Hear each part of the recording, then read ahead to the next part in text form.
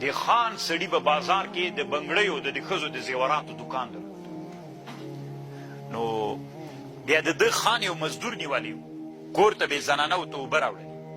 یو ورځ دا مزدور 40 کاله وایي د مزدور اوبه راوړلې.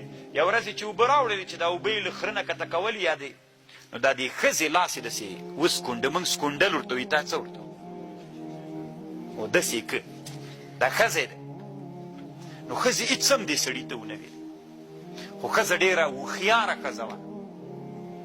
ښځه پوه شوله چې د هغه عهد ولې مات کړ، د مزدور خادم.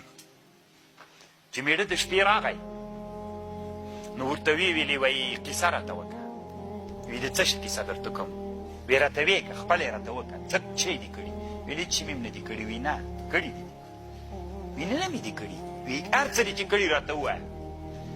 ورته ویلې د مېړه ورته ویلې ښځې ته لیونۍ یې، چې مې هم نه دي کړي، څه یې مې کړي دي؟ وایي ښه راته ووایه ځکه دې کړي دي چې نن د تا 40 کلن خادم ما ته په بده سترګه نه و کتلي. نن چې ما ورسره کومک سو چې خره نه م یا هغه نه م چې اوبه کولې زه یې وسکونډلم. تا د عهد مات کړی، دلته د عهد مات سو. سړي ورته ویلې اوس په رښتیا درته وایم، یوې ښځې بنګړي اخیستل چې لاس کې مې ور واچول ومې سکونډله. ښه سپین لاسونه یې ومې سکونډله. عهد مات سو که نه؟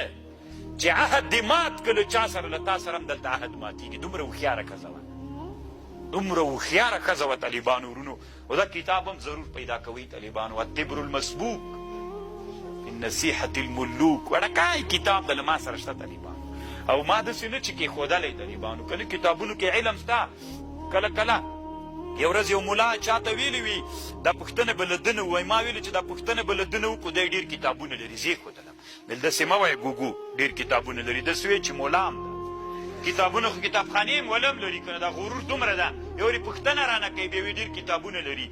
کتابونه پسې مې همده ستړې تېره کړې ده، همدومره قرباني مې ورته کړې ده.